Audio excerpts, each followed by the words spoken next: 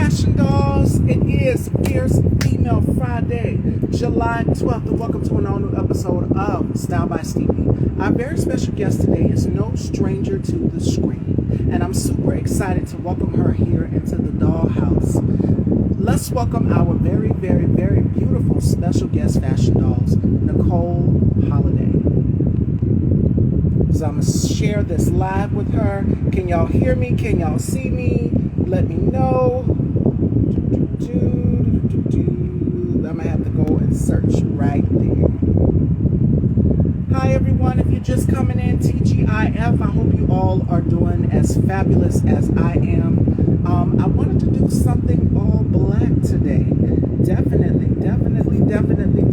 I hope y'all all are doing amazing and keeping cool. Can y'all hear me? Can y'all see me? If so, what color am I wearing? This dress is everything. Y'all see the fringe? Y'all see the fringe on the arms too? I wanted to do something a little different.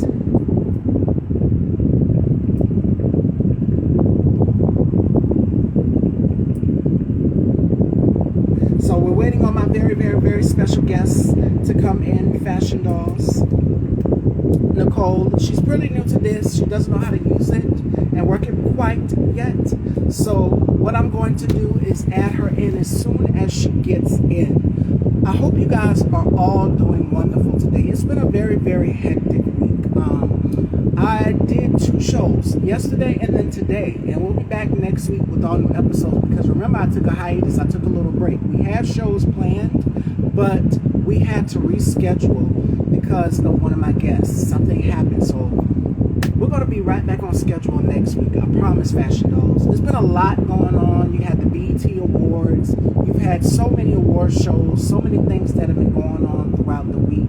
But make sure that you are all staying in tune to what's going on. I touched on Project 2025 yesterday with Justin. Make sure you guys, please, if you have not, go and check out yesterday's conversation that I had with Justin and Goodwin. We touched on Project 2025, and I'll be touching a little bit more and elaborating on it this week. If you guys have been following my stories, this is serious. This is not a game. So this November, I need y'all to go out and go vote. If you are not registered to vote, please go vote. This is very, very, very, very, very, very, very important. Literally, our freedom is at stake. And if you are a woman, you know exactly where I'm coming from when I'm saying that your freedom is at stake for the right to choose what you do with your body.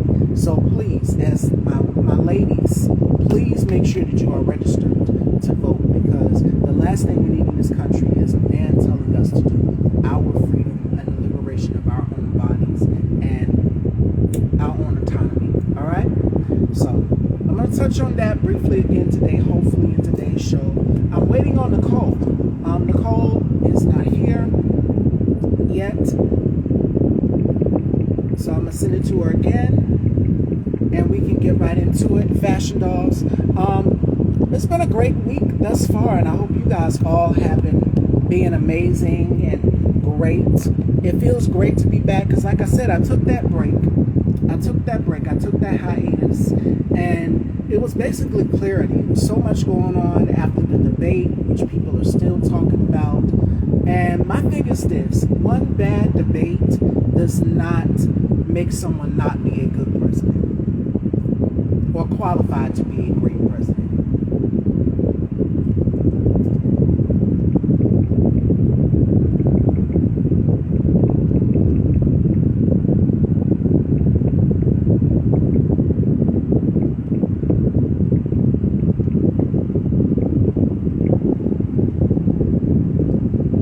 Oh my goodness, y'all. I think she's having problems getting in today. I just resent it to her again. So IG is on their BS. I'm trying to add her to the live so that we can get right into this interview and we can have a great time today. Y'all ready to have a great time? Because it's been a pretty busy, pretty hectic week. It's been a whole lot going on, as I stated, with the debate that people are still talking about. But like I said, one bad debate does not qualify someone not to be, president. And my thing is this: everyone deserves to have the freedom and the right to choose what they do with their bodies, and it's their choice. So you can't take that away. So it is important. They are banning books. Those are some of the things that we are fighting to protect. that, but marriage rights. So it's important that we get out here, and if you are not registered, make sure that you are register to go vote, because this is very, very, very, very, very important. Like I said, literally, our freedom is on the line, and I'm pretty sure you wouldn't want anyone telling you what to do with your freedom and your right to choose. And I know I'm very, very adamant about that. So I'm waiting on Nicole. Hopefully she joins us pretty soon. There she is, ladies and gentlemen. All right. So without further ado, let's welcome our very, very, very special guest, the beautiful Nicole Holliday.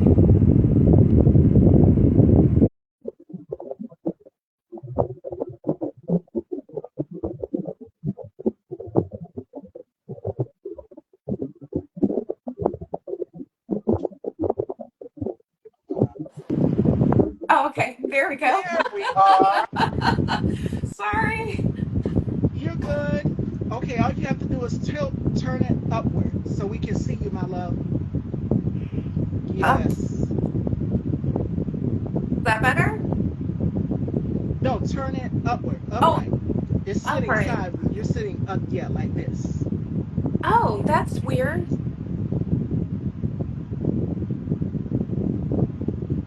that better? You're still sideways. Like sit it, yeah, sit it upright. Sit your phone upright so we can see you. Vertical, if that makes sense. There we are. Now Oh, we can that's see weird that you. it's making it do that. It's going to be a weird angle, so I apologize. We got you. We can see you now, beautiful. Hi. Welcome to the dollhouse, girl. It is such a pleasure to meet you. We had something originally scheduled, but I totally understand. I'm gonna make this a safe space for you because, again, when I message you, audience, if you're just coming in, hi, Nurse Chula. Black women, we go through so much, Yes. and I totally understand, my sister. I understand. So when you reached out to me and you said, I can't do it, Miss Stevie, I can't do it. Right. I totally Thank you. understand. Thank It becomes you. overwhelming after a while. So I just wanted to let you know that I'm here for you. Oh, I got you. We're thank going to have a you. great time. We're going to laugh. We're going to cry. We're going to do all of that, girl, in this interview. Because here at the dollhouse, I bring fashion, I bring good things, I bring happiness, and I bring joy to people. So Oh, just had to give you the heads up. So, thank you. how, you are welcome. How has 2024 been for you so far? Oh, it's been rough. Been rough. I lost a family member this Sorry. year, and it's just I don't know. It's hard to explain. Like a couple of years ago, I was like, I'm going to finally do it. I'm going to go after my dreams, and it's just 2024. It's been a rough year. I know I'm not the only one that's been rough, but it's been a challenge, but I'm starting to see the light at the end of the tunnel, which is good. And Yeah. we talked about mental health, just you and I, and how Yes, it we can be did. rough. And then in the Black community, we really don't talk about it that much.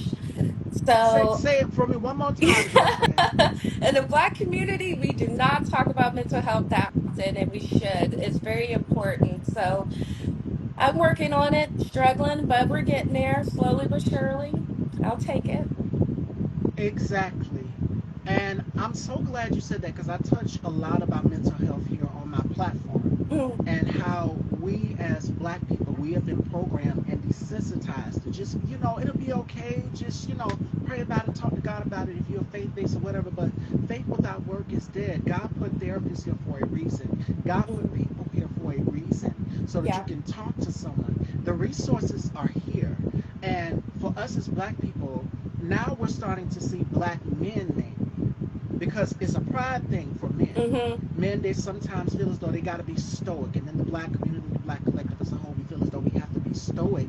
But the thing is, talk to someone about yeah, it. So mental health, it's important that you protect your peace. And I said this yesterday because there's a lot going on with this election, and I know mm, it's draining watching the news cycles, watching everything that is going on in the world, the climate that we are in. It's important that you make sure that you unplug.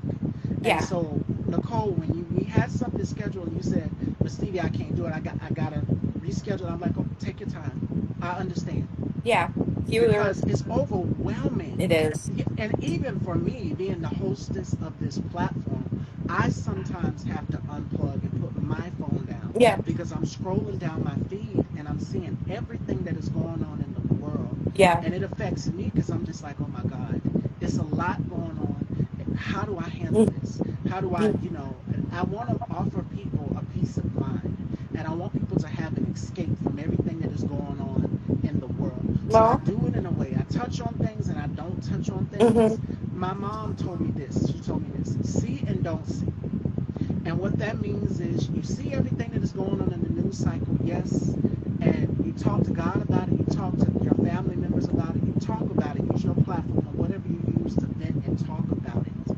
And then don't see it, Mm-hmm. meaning take that time to reflect and focus on you Mm. and your wellness and your mental health and your well-being. So I totally understand. Yeah. I've had to take breaks with doing this platform. There are days when I don't, because I do this show 5 days a week. I do Style by Ooh. Style, Monday through Friday, and I'm dedicated.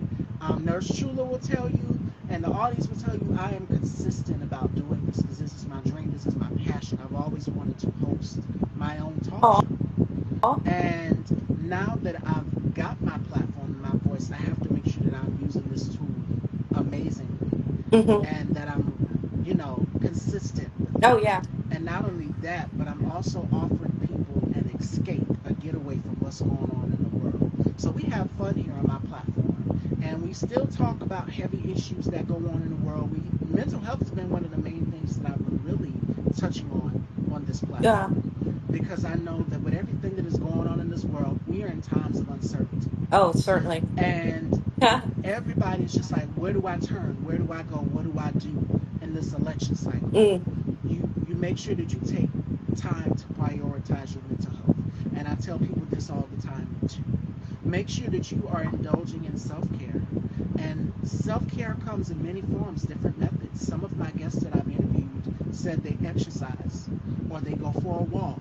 And Mm-hmm. if they lost a relative or a loved one, my condolences to you and your family because losing a Thank loved you. one is difficult. Mm-hmm. Just last month, my sister, who we lost back in 2018, June 29th would have been her birthday. Oh, I'm So I sorry. totally understand what it is like to lose someone and Mm-hmm. them not be here Yeah. or celebrate holidays or celebrate their birthdays. Just like, and then you feel sort of guilty about it because, like, the thing about it is, it's just like, okay, this person is a happy person. How do I celebrate their life and legacy and keep them going on? They wouldn't want me to be happy, but it's just like they do. They Yeah. want you to keep living. Yeah. They want you to keep living because life is so short. And we've Yeah. lost so many icons this year. I mean, we lost Lou Gossett Jr., who was, Mm. I mean, one of the first black actors to win an Academy Award. Yeah. And I mean, he was pivotal in the community as well too, with using his platform and his voice. So when we lost Lou Gossett Jr., I'm just like, okay. Yesterday was Shelley Duvall. I mean, so many Oh, people alone. You make sure that you pour into people and you give people their flowers while they're here now, yeah. because time is uncertain in these times. So I totally understand when we had our conversation, via them about mental health and you were saying, Stevie, I'm going through some things right now. This just takes time. Now, I didn't rush it. And that's the Oh, thing no, with you my didn't. guests. Yes, they message me and they'll let me know if something goes on or in their life or in their circle. Like my guest that I was supposed to have on Monday, something came up. And I said, I totally understand. So you take time and you focus on family because family comes first over anything. And in Mm. these times right now, we have to work together. Oh, certainly. Yeah. It's rough out there. It's just like every day I'll hear or read something that's just absolutely terrible going on. And it's just, it's a strange period of time. And Uh, I've wondered if it's always been like that, but since the internet is a thing, we're more aware of everything that's going on. So it's like a lot more in your face and you can't escape it. It is just like one thing after another. And it's just like, can we just get a break just for a day? It would be nice if it was longer, but it's just like every day something else pops up. That's just terrible. But very thankful to be alive, to be here, and Yes. to have the opportunity to just even try is huge. Like, I've always wanted to be an actor. I grew up with my dad. He was an actor. He's a writer now, but I saw him on set. He took me when I was very young, and I was like, that, I want to do that. But I was always too scared, or life got in the way. And now that I'm old as dirt, I was like, I'm going to give it a try. And I'm very thankful that I'm fortunate enough to even be where I am today. Like, do people know my name? No. Am I like in a James Gunn movie? No, but that's perfectly fine. I am fine with where I'm at. And things take time, and if they don't happen, that's fine too. I'm just happy to even try. So, yeah. Absolutely. And it's a blessing. You're doing what I call, and I tell my audience this all the time, living life through fire. And Mm, what that means is you had a passion at a very young age to go into acting. You saw your father, and you said, okay, this is something that I want to master. This is a craft that I want to master and work on. And when you have a passion and a desire, you go for it. You don't let anything hinder you or hold you back from what your heart's desires is. Because when you have a calling and a purpose, you go after that calling and that purpose. And you did that. yeah. So, yeah. Yes. So I'm happy. It's going to take some time, but it's fine. And I'm You happy got that it. you're able to do what you wanted to do. That's amazing. Listen, girl, when I tell you it took me a while to build up my confidence to host a platform because I was not always this outspoken, y'all. And I Yes. grew up with four brothers and two Oh, yeah. sisters. Ooh, Out big of all family. of my siblings, yes, out of all of my siblings, guess who was the most inquisitive and went to the beat of her own drum? Uh, this one. Yes, my mom had a problem on her hands when she gave birth to me that Halloween, October 31st. What? You're a And Halloween baby? yes, and my brother's, what's so crazy is my brother's a Valentine's Day baby. So his is on the 28th of Oh, February. my. And we look just alike, just like my mom. So it's just like it was fate that we all are just a family together. We work together. Everybody has their own personality. And what Oh, I love is that my mom raised each and every one of myself and my siblings included for us to have our own personality. Like my oh, good. brother's not, his name is Joe. So Joe's not going to be like me. Hmm. Joe's not going to be like the next sibling, Kelvin, or the next sibling, my sister's name is Jessica. So, I mean, everybody has their own personality. And that's what's so unique when you have a family is that everybody goes into their own craft. Yeah. For me, I always wanted to be in some form in the beauty and the fashion industry and to host a talk show and a platform. And I went right after that craft. Oh, My mom just let me go right into it and just pursue my passion. And it's amazing the amount of support that I've gotten from my family members and relatives because they offer me so much love and support and just a word of encouragement, especially my grandmother. So it's always good to go back to your elders and just get that word of encouragement from them as well. yeah. And Nurse Chula says, congratulations, Nicole. You're doing a great job. Keep pushing and you're doing an awesome job. Oh, thank you. That's very, very sweet. I appreciate that very, very much. Thank you. It's And that was going to go Go ahead. ahead. Sorry, I was Oh, cutting you off. oh no, you're fine. Never mind. It flew out of my mind. I had it and then it just went off to Narnia. Oh well. It'll No, I come was back. saying that that was going to be my next question Yeah. for you.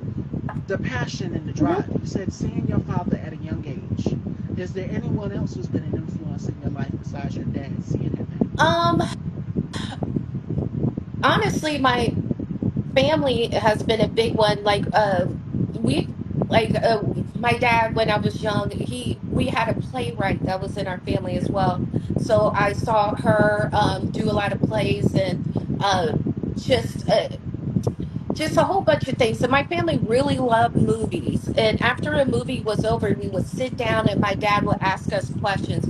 If you could write it, how would you change it? What did you like about it? What didn't you like about it? And we would like sit there and not pick it apart, but analyze it. And it helped just me think of movies rather than just entertainment. Is I was able to look at it more through a lens of critique, but not in a bad way. Is so it's like it helps me understand it in a different sort of way and appreciate it differently. So and my family's strange. We're amazing, but we're strange. So we all how we do dialogues will say a conversation, but it's like in a different person. You know what I mean? Like I don't know. It's like kind of like role playing, but not. So we are always twisting things and just being creative. We'll come up with songs just for no reason. So we're a huge creative group. So it's just like we bounce off each other, and it's probably that honestly, because a lot of people or a lot of actors are like, I was a theater kid and stuff like that. I was not. I was a band nerd. I was in Brodsky and stuff like that. So I when I was younger, my passion was more towards music. I don't know if you've seen the movie Drumline. I have. Okay, With Nick Candy, yes. I was like him, where I could listen to new music and know exactly what to play. Pick up that It sound. the melody was in my head. But as far as like reading music, like I know that's a note C, but I couldn't clap it out. So I was like, well, I guess I'm not going to be in symphony. So it was just I don't know, all these different things just kind of like pushed me to where I ended up in life, which was a lot of trials and tribulations, but all those things, even the bad things, helped me become who I am today. Just the building blocks of who makes me Nicole. So even the good and the bad, all of it is very much appreciated because without all those issues and problems, I wouldn't have the resolve that I do. And like if I hit a my sisters say that I'm like a bulldog with a stake, like how I just can't let things go, or I'm all or nothing. So I think all that stuff just helped forge me into who I am. Um, And when you say all or nothing, I kind of have the same drive too, where it's just like I've had people who doubt me, and you have people who doubt you and tell you, oh, well, you can't do this. And you've always been the one to be like, okay, it's all or nothing at this point. I'm going to go for the gusto.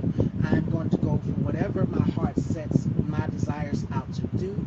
I am going to do it. So, and my brother was the same way. He went right into the military. oh So for me, wow. I took up cosmetology during my high school years. Mm, I've always wanted to do hair and do nails and makeup and specialize some form in the field of beauty. And luckily, I've gotten my license. I didn't do so well the nice. first time on the test, but I went back and I took it again and I passed with flying colors. Ooh. So you set your heart's desires out on doing something and you go for Mm-hmm. it. And I look back at it till this day, and I'll never forget when the lady told me that I passed as she was printing off my scores. You have Oh, to sit there in the little chair, and it's like a little monitor camera thing, and she takes your picture and your scores print off. And I remember bringing it home. I still have it till this day in my book from cosmetology class. So it's little things like that that help you remember the drive, the passion that help you get to the next phase of your career. yeah. So that was going to be my next question for you because, again, as I stated in the beginning of this conversation, when interviewing you, I said we're both black Mm-hmm. women, and we know that there is going to be challenges for black women Yes, ma'am. in this business. So I wanted to know your thoughts on this because not too long ago, and this was 3 days ago, Fashion Dolls, if you're just joining in, we just celebrated Black Women's Equal Pay Day. Oof. And this is 191 days into this year. Black women have just caught up to earning what white men were paid in 2023. Black women only make $69, 69 cents, excuse me, for every dollar earned by white men. Did you guys know that? No. I, I, I'm trying to think of a way to say that without it sounding bad, but Most of my career outside of acting, I'm a white collar worker, so I'm used to working in the office. So I feel that I seen it, I know it, and black women are very much dismissed and overlooked, and it sucks. But I really do hope within my lifetime that is rectified. I really hope so. Um, yeah, it could get pretty bad out there, but it's hard because as a black woman, you're seen as like the cornerstone of your family, of your community. You hold it down, and you're taught to kind of like be strong, to hold up your household, to make sure everything's taken care of, but also be quiet, put your head down, don't cause too much trouble. If things are bad, just stick it out, it'll be okay. This is more important, so don't worry about they're treating you like this. Get your bag, make sure your family is okay. So it's about that. I was about to cuss. It's about time that black women is like, enough. See me as equal. I'm not asking for special privileges. I'm not asking for a May Day parade or for someone to like put me up on a pedestal and carry me through town square. I just want to be seen as equal and treated as equal. And there's nothing wrong with that. And a lot of people agree with that. But when it comes to being put in practice, there's a lot of pushback, or like, well, why do you get this? But um, we never had it. So that's why a lot of people are pushing for it, because we never had such things. It's a sticky one. It'd be nice if we could break through it, though. Everything she just said, what have I been saying throughout this week, Fashion Dolls, is that what black women, the black collective, mainly black women, we don't get equally paid what a man is supposed to be paid. And that is not right. And who do we know that are actresses who have spoken out Oh, on this yeah. and they have been punished and penalized for Hmm. it? Yeah. Monique, Monique is a Taraji P. big one. Henson, Yeah. Viola Davis is another one. Hmm. And when I seen the clip of Taraji just breaking down, crying, like she's just like, I'm a black woman, they don't hear me. That rung with me, Nicole, because as a black woman myself, Yeah. hosting this platform to another black woman, you're penalized and you're punished for saying, hey, what about me? Hmm. Or labeled as difficult Oh, yeah. or aggressive. And it's just like the tone we're talking in now, that's not bitter, that's not aggressive. I'm No, just it's saying, not. hey, see me. Treat me fairly the same way you would treat my male counterparts. Yeah. That's all we're saying. Pay us equally too. 69 cents for every dollar a man makes. Am I damn mad about it? I'm damn mad about it. And Yeah. I have every right to be. Yeah. And it's a quote from Fannie Lou Hamer that goes like this, and I'm pretty sure you guys have heard it.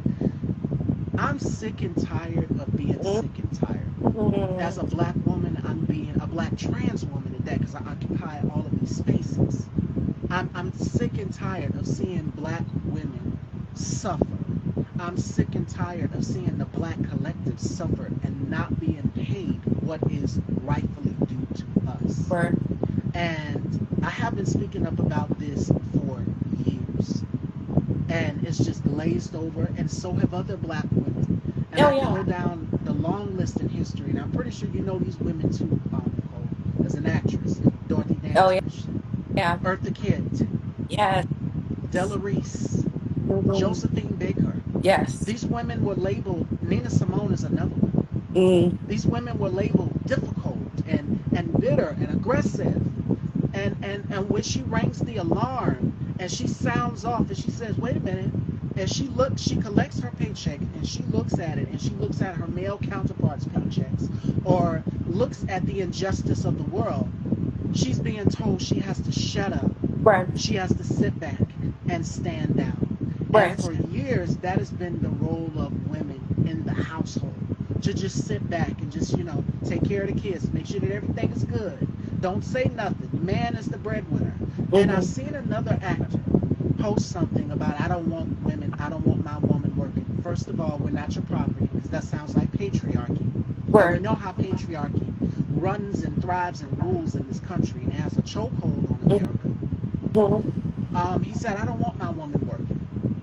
I'll bring home the bacon. She just stays home and does what needs to be done. And I'm just like, what reality are you living No. in? This is 50-50. If you're in the entertainment business, I give you an example. Uh, she's one of my favorite singers, Beyonce. Mm. Beyonce and Jay-Z. If you look at them, what are they both doing? They both created their own empires, their own lanes. They're Right. both in music. Yes. Beyonce has her tour. She has her hair product line. She has her clothing. I mean, so many brands and things that she's dibbled and dabbed in. She has her own. He has his own. So Mm-hmm. it should be that way in any relationship. Word. And it was fun. To answer your question, it was another actor. I'm not gonna call his name, but he posted something, and I seen it, and I said, "Wait a minute, that's not fair. What if the woman wants to work and she has a passion that she wants to go after too? Yeah. Back that. Because in the Yes. household, in the entertainment business, it's everybody that's working. Even the kids are starting to create their own right after the parents' legacy. And I can give you an example. Janet Jackson, Michael Oh, the Jackson, queen. the Jackson family Yeah. dynasty. The children even are creating. Paris Jackson is creating her own lane. I mean, she's big in the fashion world. Oh, I didn't know So that. I mean, everybody is creating their own lane. Prince is doing his thing. I think Prince is Michael Jackson's son is specializing in music and production. So I mean, even the children of the Jackson dynasty have went on and created their own lanes. Mhm. The Smith family, Jaden and Willow, Yeah. they didn't want to do it off of the strength of their mom's back. They went on ahead and they did it because they wanted to do it. So and that's how it should be in the household. Not Yeah. just the man being selfish and saying, I'll bring home the bacon. Because it goes back to what Nicole just said, which is women, we were told to shut up, sit back, and don't say nothing. Word. And In other words, stay in a woman's yes, place. stay in your lane. I maybe it's the way was raised, but I have a fundamental problem. If you want to be a track wife, have at it. I'm not going to tear you down. But personally, I can't sign up for that type of life. I love being independent and having my own money, having my own life. If I want something and I have the means to get it, and I'm going to get it, and I don't have to feel guilty about it or ask somebody else's permission for it. So, if I was in a relationship and a man was like, I bring home the bacon, you just stay at home, I would just Stay be like, home and take care of the yeah, kids. I'm like, we just ain't gonna work because if things fall apart, where are you gonna go? You have no means to support yourself. You can't even move out. It's just like, to me, it's kind of like a form of control. I want my independence. If I want to do something, it's mine. If I want to go somewhere, I gotta have to ask you. I'm just gonna go. So I'll let you know, but I ain't gonna be like, hey baby, can I have $50 so I could get my nails done? I'm going to do my own nails or go get them because I paid the money.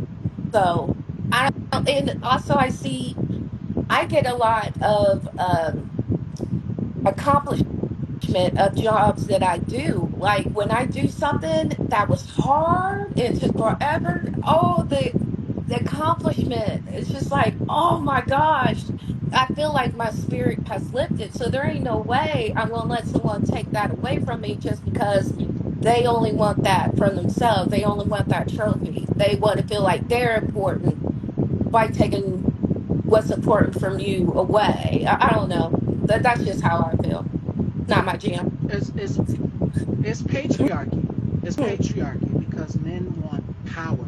And we're literally seeing that graps right now with what's going on in legislative as it pertains to women in our bodies and queer people in their bodies. We are literally seeing that Yeah. and we're fighting for it. So it's just like, let me have my freedom and my liberation to my own body and my own finances. And not Well, just that, but let me have the right to choose what I want to do. And not you just say, hey, I'm going to bring home the bacon. You just stay home and take care of the kids and make sure the house is in order. So when that actor posted that, I literally wanted to tear him up for Word. that. But I didn't. I said, okay, I'm going to wait for the perfect time and I'm going to address it. Because I'm pretty sure other women feel the same way that I feel, which is, this is 2024. Hmm. This is not the 1950s where the women would stay at home and take care of the kids and make sure that everything is in order. No, it's everybody in the household for their own. Even the children that are growing up, like I said, with Willow and Jaden and the Jackson family, Hmm. with Paris and Prince. These children are out here creating their own Yeah. lanes. They're And they doing their own should. thing. I mean, how else can you grow as a human? I mean, to me, it's like our whole purpose is to get out there and try things and experiment. And like, you wouldn't know if something's meant for you or not meant for you if you just don't try, especially if you restrict access for someone to give it a go. Like, support is important, but also just like get out of the way. If someone wants help, ask for it. And if they ask for help, don't bash them for it. Be there to support them. And if you can't give them the support that they need, try to help them find the support they need. But just get out of the way. That like stop trying to restrict people. It's like life is too daggone hard as it is without you putting in these weird restrictions of, well, not in my household. That's so weird to me. And don't get me started on abortion. That's a whole new thing. Touch about it, girl. Because listen, and I've said this yesterday. I said, as a trans woman and as a person that is a part of the queer movement, I wouldn't want an old white man telling me what to do with my body and how I should identify. And I asked women the question just last week when I had a show scheduled. I want to say this was last month or last week, one of the two. And I asked them, I said, would you want a man telling you what to do with your body and your right to choose? But absolutely not. Absolutely not. It's patriarchy. I It's misogyny.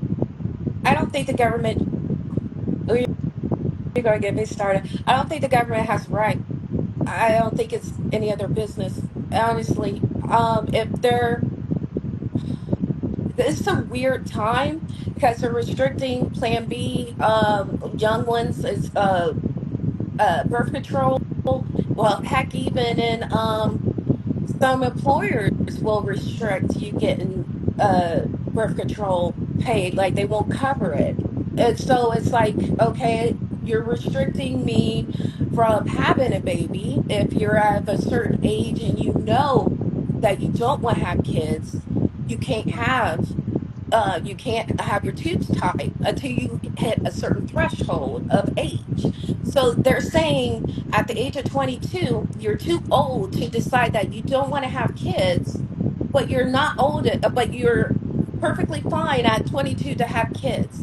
So one life altering thing is fine, but the other one isn't. I don't understand that. And with the Roe versus Wade being overturned, now you are forcing people to have children that they might not can take care of financially, emotionally. It's just a lot. And not only that, you are saying that people can't get on WIC or all these governmental programs that they normally or may not need it Healthcare. unless, They are yes, literally snatching healthcare, and that's what he has yes. in this 2020. If you guys have not read over this 920-page document, you need to read over it. And I studied that yesterday. Mhm. They are literally, as Nicole just said, they are snatching programs from people that Yeah, can help people.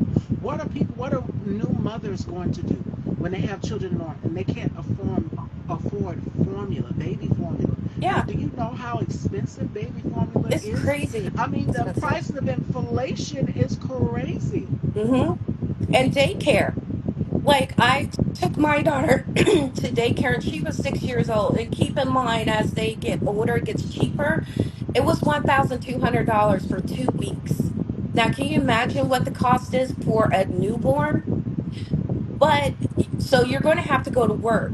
But with the wages are being how low they are, how can you afford going to work, paying for daycare, then paying for rent, then paying for food? It's just like it adds up. So it's like, who's taking care of these kids? Who can financially do it? And if you're responsible to look at it and say, my life, I cannot take care of a kid financially. Therefore, I do not want one. Not that you're a terrible person. No. You should have that right. Because if you're saying, no, you're going to have that kid, what do you think that's going to happen to that family? What do you think is going to happen to that child that came? It's like I understand people's religion and their choice, but even your religion says it's not up to you to judge. That's God. No. Don't play God. You're supposed to love them, support them. If you need me, I'm here. I will love you no matter what.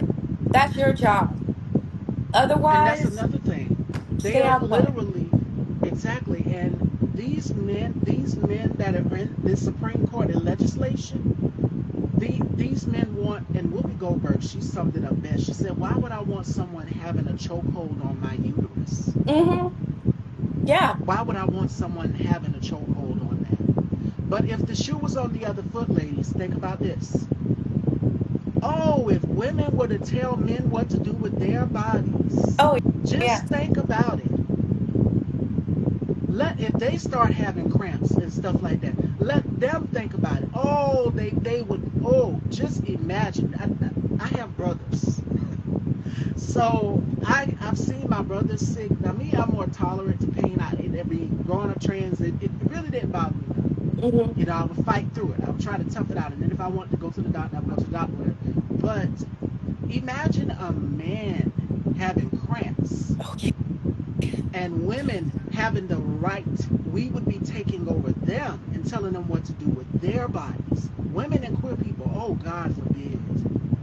Just think about it. yeah. I mean, just think about what if a woman or people or the government try to restrict what a man can do with his genitalia, all hell is going to break loose.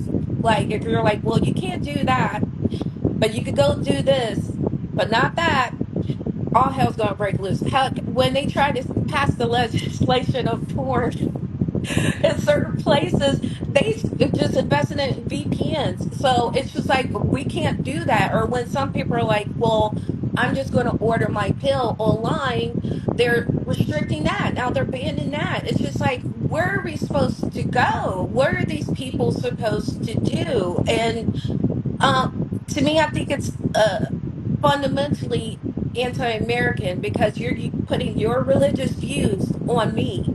I might not share your same God. I may not share your same views. We're a collection of individuals with different Yes. mindsets. So, dude, if you don't want one, fine, don't get one. But don't tell this person that they can't. That's not your right. Let them do their life. And if God judges them afterwards, that's between them two. It ain't your place. So I don't know. I think it's going too much too far, honestly. Girl, everything you said, I have been saying this past few weeks. Nurse Julie, you're my witness now. Haven't you heard me say things like this week? And I've asked you ladies, I said, ladies, do you want a man telling you what to do with your body? The majority, it was nothing but women in the comments, as well as myself. They said no.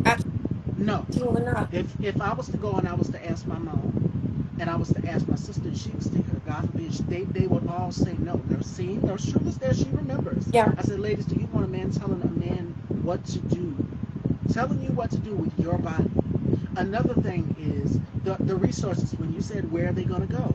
Homeless people, they are literally, if they find a homeless person sleeping on the side of the road, they are talking about locking up a person. Hmm. Where are these people supposed Yeah. to go? And that's the crazy thing. I've always found it fascinating that America treats the homeless like we do, especially like how it is now. It's not, I mean, it was terrible to begin with because it's like a lot of people Yes. with mental illness was on homeless, but we would think of them as less than, not even human. You would step over them, you would avoid them like the plague, like they're dangerous. So it's crazy now that how inflation has risen so much and people can't keep up. So people are losing their homes. So they're now in their cars. But it's like, where are they supposed to go? There is no resources. So they're living on the street. But you're like, you can't be here. Get out. Where are they going to go? It's insane to me. You're pushing them off to, like, go on. You're messing up our skyline, like you're messing up our streets. They're making it look undesirable. So leave, even though these were part of the community. These people are part of the community, but they had jobs. They fed into the economy. It's just for reasons, various ones, they just couldn't. So instead of us helping, we're like, well, get out of the way. You're dirtying up my street. It's disgusting behavior. I don't understand it. And not only that, but the writer strike. When the writer strike happened, a lot of actors, Oh yeah. directors, set people were affected by it. Mm-hmm. And it was Billy Porter. Billy Porter said that he had to sell his home. That's how bad it got. The Goodness. economy just suffered from when that writer strike happened. A lot of actors were like, where am I going to go? How am I going to make a living? Me being on set filming, doing television shows, doing press, doing all of these things, it affected that. It slowed everything Right. down. So that's another thing. People are trying to figure out what direction to go Mm-hmm. in. And even housing discrimination, that's a thing, and how it affects people. And my guest yesterday, Justin, he touched on that. How the young man said he had to use a false name. This is a black man. He said, I had to use a false name in order to get a resume into work. Workplace discrimination Mm. is another thing. So Yeah. it's just like, if you're black, they're not going to hire you for these positions or these jobs. And someone said it best in the comments. It's just like you're having to spend money and they're taking the money, and you're having to put it right back, and they're taking the Oh, money. So it's just yeah. like give and take, give and take. It's like, okay, you pull one arm and then the other person pulls another Mm-hmm. arm. That's what it's like. Yeah. So how are people supposed to survive? How are these people supposed to survive if you're locking them up while they're on the streets? And that's not even a better situation. They shouldn't be on the No, streets. they shouldn't. But create homes for these Yeah. people. Create shelter for these people. Create a place where they can have clothing, where they can have food. And good Lord knows, if I had Oprah's money, if I was as rich as Oprah, I would be Word. helping these people out here, left and If right.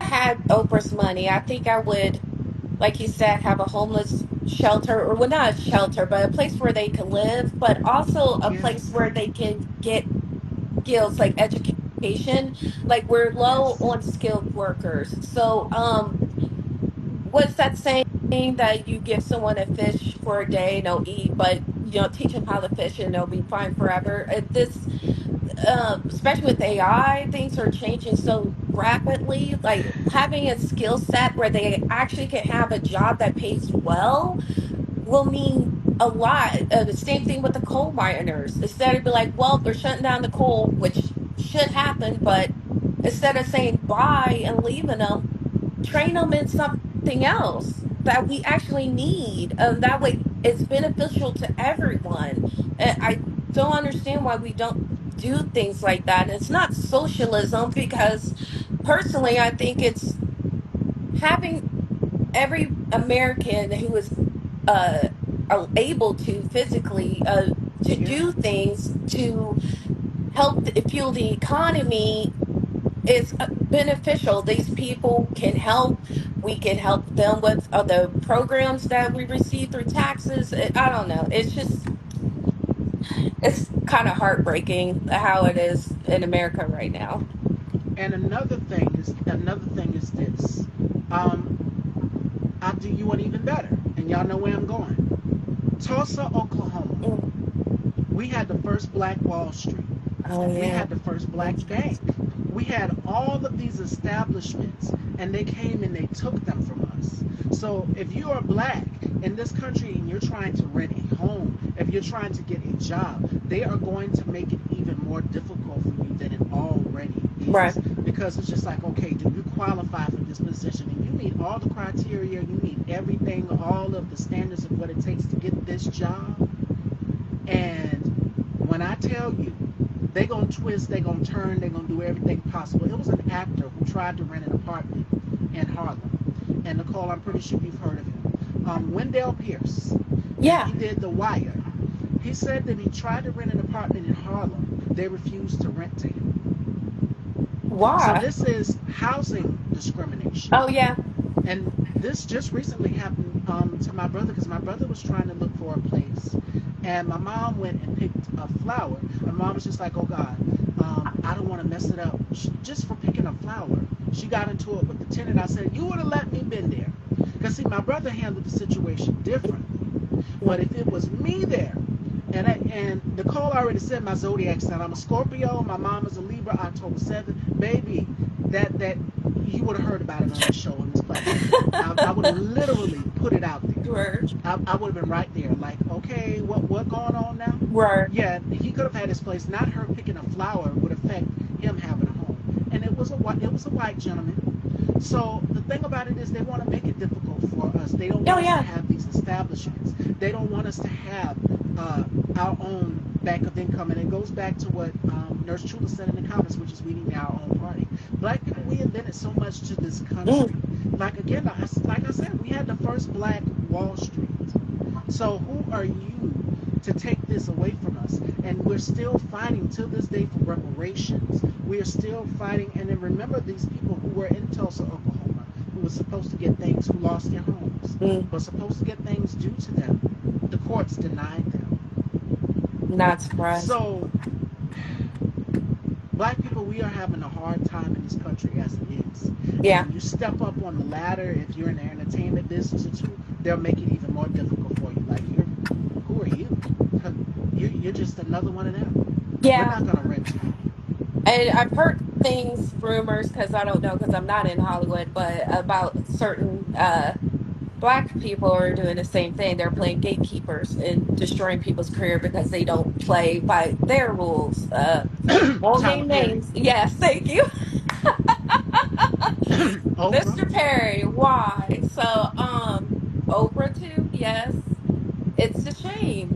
And it's like, you know what it's like because y'all broke through these barriers to become, Tyler Perry and Oprah, and you guys are now this. So instead of you helping the new generation to take over, not take over, but, welcome us, you're putting the kibosh on. You're like, nope, or do it my way. I mean, heard what Tyler Perry is terrible, the things I've heard. So it's a shame. It's a And shame. my thing is, my mom said this to me too.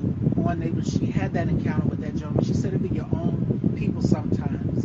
And it was, my mom went to other Black people because at the time my brother was trying to look for a home, look for a place to go. He wanted to have his own place. And he was staying with my aunt for the time being. And it was a Black person that was renting out a home. And they made it even difficult for him. That's nice. So I'm just like, it sometimes be your own people that do you so dirty, that do you the Oh yeah. worst. It's just like, okay, we are all oppressed here. We should be helping each other out Word. at this point and not denying someone a place to go. And Bun says, I wish we could all just be cool with each other. Yeah. And Yeah. you have some people who have, like Nicole said, a grand elitist attitude and want to be the gatekeepers in this business. Mm-hmm. And the thing about it is, you're Black too. So the same oppression that I'm experiencing as a Black person, you're going to experience in this Oh, business as well too. 100%. 100%. And the crazy thing is, to me, it's like, I always wonder about that. It's like, is that because of the black leaders are non-existent now? We don't have our MLKs. We don't have. It's like The Malcolm we. X's, Yes, it's yes. strange because or Kirk Franklin. It's just like the ones we have are like the people in the entertainment industry, but it shouldn't be because in other communities it's not like that. They're legit leaders. Like people like, well, Kevin Hart, like actors and comedians, like your Dave Chappelle's, like we don't have anymore. And it's, I think it's because we've kind of been programmed that way. It's like every time we have one, they're they're killed. So it's just like we're afraid to have someone step up and take on that role to usher us into this new era of like, yes, we can vote, yes, we can live kind of like, but we're not there. We're so close, but we're not there, and we're still dealing with things. So it would be nice if someone would come out of, wherever and lead. We actually have a proper leader. I don't know that. I'm an 80s baby.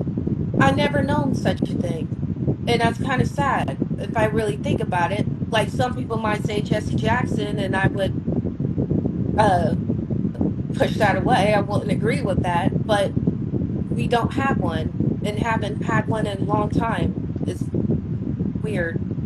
Also It's sad. the next gen. This is the new generation, as you stated, with AI coming up and everything. This is a whole new generation with Gen Z and Gen X.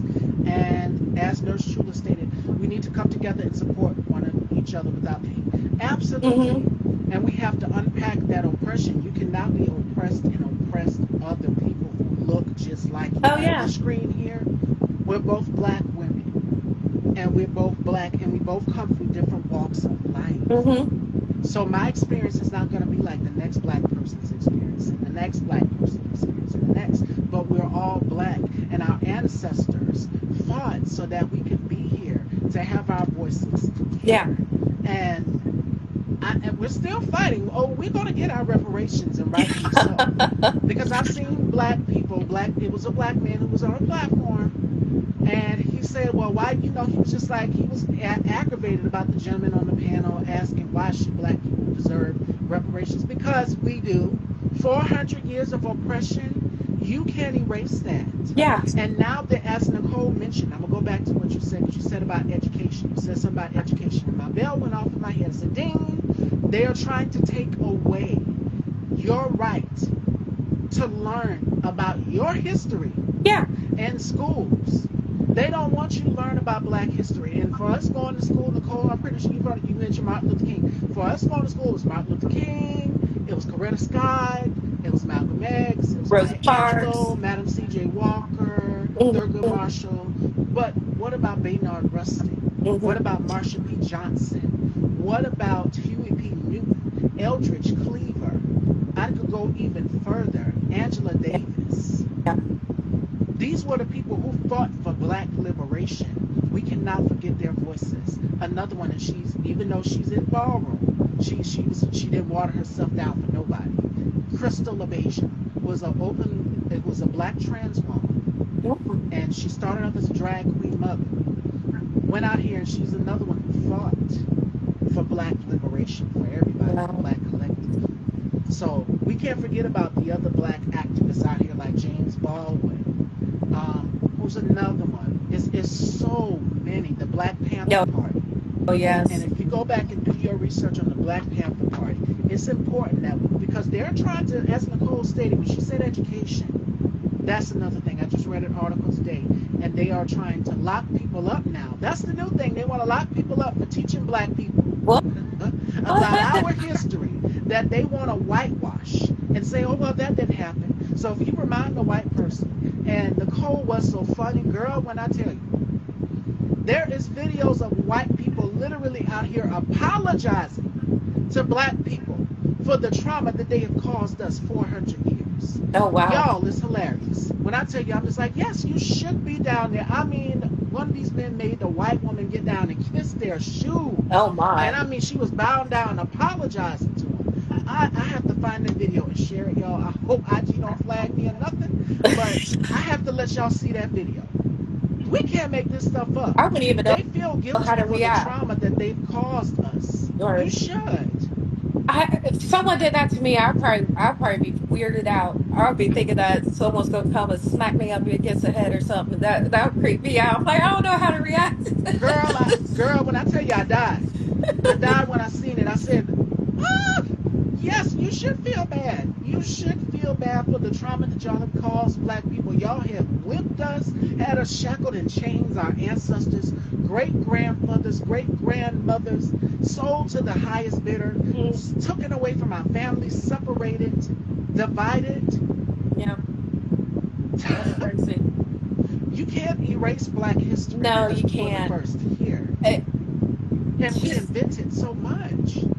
the crazy thing is, like a lot of people is like, well, we should stop talking about slavery happening a long time ago. But Mm-mm. I always push back on that, like, but we haven't really truthfully talked about it. Like, it's always glazed over, or like, yes, slavery happened. This is when it ended. The end. It's very, very brief. They really don't go into the depths of it. If I can't trace back my great grandparents, I can't go back past my great grandparents. Honest, actually, period. No records exist of them. No other race can say that. I don't think that's. I don't know where I come from. I don't even know what part of Africa. Like, it was the Congo. Was it's like I don't freaking know. Nobody does. No Trace your records. ancestry. Yeah, that's what And that's another that's the thing. sad thing is that we have to go to a DNA test to figure it out. When there's people who have family trees that are huge and they could trace everything, it's just like, well, I could go like three limbs and that's it. It's sad. Like, it's a travesty, honestly. And nobody wants it's just like, well, let's stop talking about it. That's why we can't get along. And it's so much more than that. You're trivializing Vaughn it. said it best. Vaughn said it best in the comments, and I'm going to read some of you guys' comments. Hi, Rose. I don't know if he's still here or not. I don't know who that is. Hey, Nate. There he is. I would feel awkward. One of my friends apologized for slavery because they didn't do. Why hold them to what their ancestors have done? Right. But it is funny. And then what gets me is they try to whitewash it. Critical race theory. Mm, They don't want you to learn about that. They don't want to learn about racism and how it impacts mentally and it affects children as well too. Growing up, being told that no, you can't sit with us because of the color of your skin. These are things that Martin Luther King fought for. Equality, so that we could all look past a person's sexuality, gender, or freedom of expression. He wanted us to have equality for all. yeah. And hi, Marcos. Hi, Rose. Hi, y'all. I see y'all coming in. Y'all engaged in this conversation. This is informative. Come on in, y'all. We are talking about literally how they are trying to erase and whitewash Black history. They can't erase it because if it wasn't for Garrett Morgan, we wouldn't have that traffic light stop sign. We wouldn't have all of these things. Mm, A black man invented the folding chair. If it wasn't for a black man and a black woman, because I thought Madam C.J. Walker was the first. As y'all can see, my hair is amazing today, yeah. and so is Nicole's here.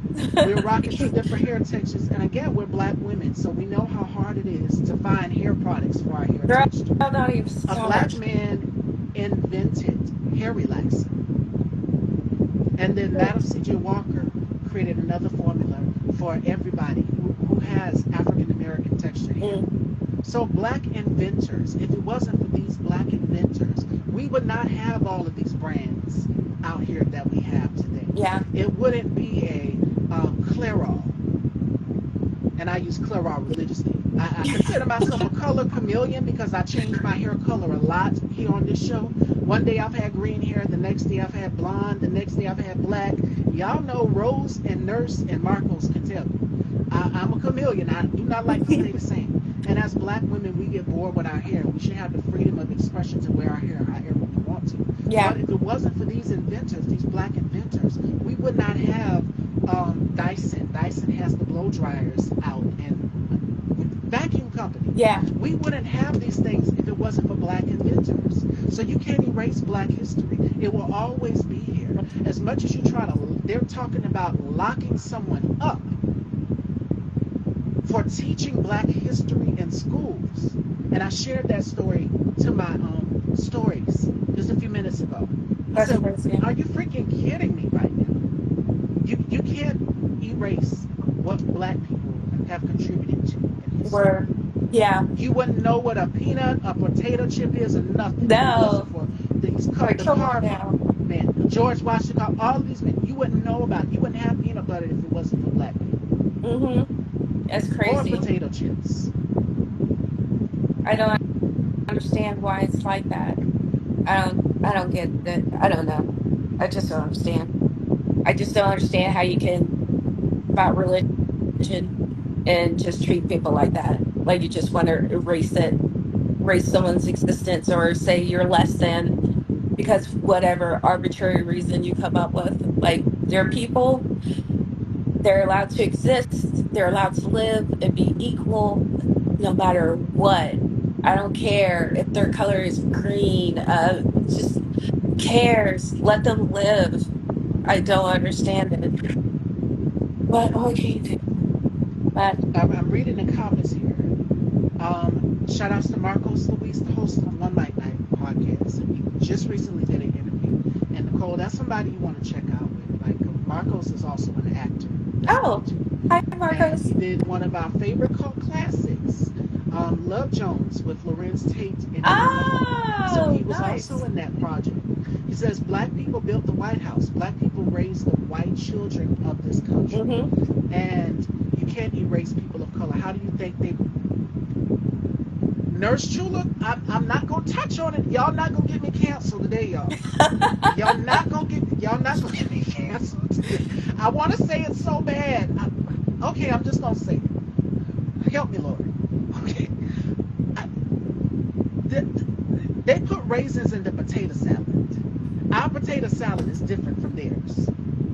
Okay, You so if it hating wasn't on for black people, raisins. Why are you hating on raisins? you would not learn how to cook and use seasoning and spices. You wouldn't have all of these things if it wasn't for black people. You wouldn't have a potato chip or a peanut butter or all of these things or ice Mm-hmm. cream if it wasn't for black people. The things Lord. that we love, black people invented. And y'all want to go up in here and legislate and erase these things you're being taught in the school and change it to y'all's white agenda. Yeah. Y'all want to whitewash it. And y'all want to just forget, as I think it was Nurse Chula or Bud that said it in the comments earlier. Y'all want to change it to fit y'all's narrative. They don't want to, yeah, no raisins in the potato salad. I had to say it. I had to say it. That it's Laurie's over here. Because if you go on a black woman's kitchen, and I use my grandmother as an example. My grandmother, she had every seasoning there was. It was Laurie's, and y'all, if you see that red colored bottle, Mm-hmm. you know it's gonna be some seasoning in the food. So Yeah. you already know what it is. Was accent So you wouldn't salt have in these there? things if it wasn't accent. That's it. Yeah. If you go on your grandmama or your mama's kitchen, what they always tell us, get out my kitchen. I don't want you in my kitchen while I'm cooking. And they'd have their seasoning and a whole entire spice rack Mm-hmm. of all the different spices and flavors that go in the food. So yeah, if it wasn't for black people, you wouldn't have Kentucky Fried Chicken. All of these things that we have contributed to. Yes. A whole bunch of season. God bless them. I had to say it, y'all. I hope I don't get canceled after that. I hope I No. don't. But I had to say it. I had to say what y'all were thinking because I know y'all were thinking, is she gonna say it? Is she gonna say it? Or is Nicole gonna say it? I had to, y'all. I had I'm to. not a fan of raisins and potato salad, but I do love raisins, so I can't really hate I on do the too. raisins. But Raisins are not in good. the potato salad. Not No, at the no, not cookout. there. You don't bring that to the cookout. Now, if you come to the cookout, you bring potato salad, you bring hot dogs, you bring sausage, you bring all Baked that stuff, but no beans. raisins in the potato salad. Yeah, Yes. but that's the thing. You can't erase this. So for them talking about locking someone up for teaching Black history in school, and we know about Ruby Bridges. She's another one. She's underrated. She doesn't get her story told. Only black girl to sit in the classroom by herself and taught in an all-white school. She wrote a children's book just recently. Oh, Her book is on the book of banned books list. As you guys know that. And she went on Stephen Colbert and she talked about it. She said, yeah, it's on the banned books list.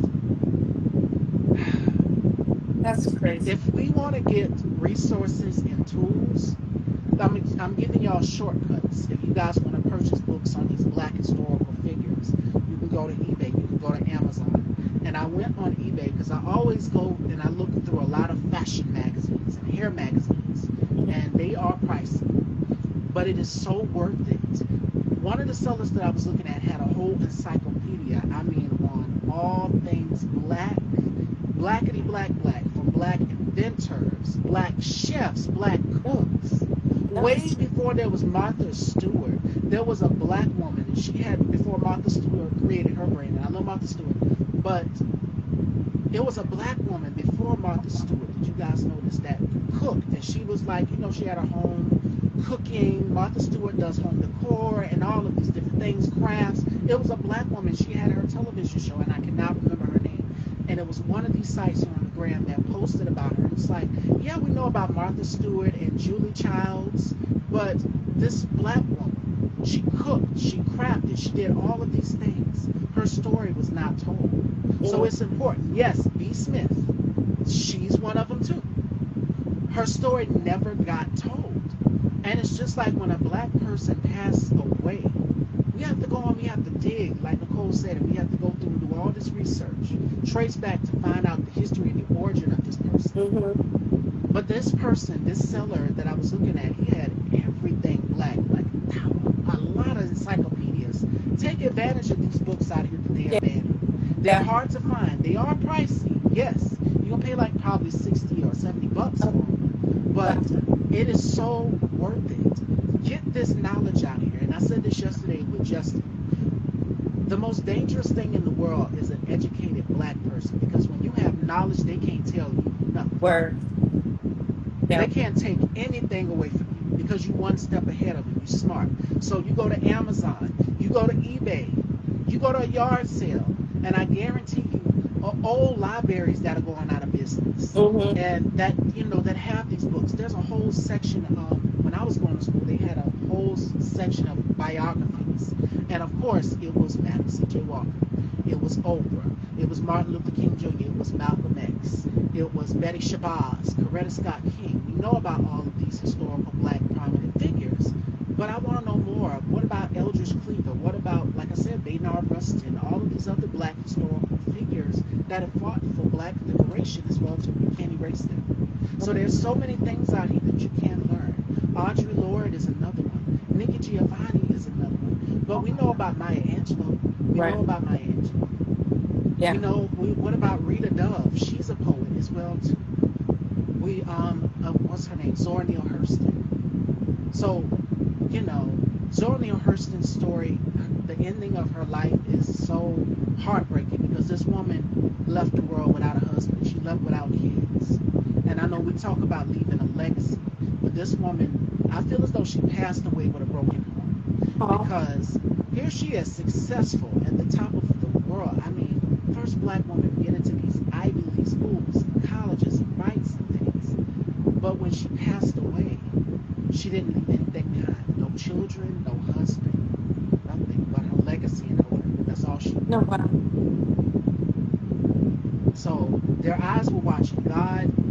That piece of her work touches on, if you're a woman, you will deeply be impacted by it, because she touched on liberation. Mm-hmm. She fought for liberation for women, and not just women, but black people, the black collective as a whole. And it's sad that when someone passes on, their story barely gets told. Yeah. That is sad. Did all that. They're And the just race. contributions Yeah. that you've left to the world, they're talked about, yes, but what about this person? What is it about this person that is so dynamic, that their history, their legacy, Mm-hmm. their impact? So these books that they are banning out here, again, a shortcut is go to Amazon, eBay, and you can type in whatever author you're looking for. The ones that I mentioned, Rita Dove.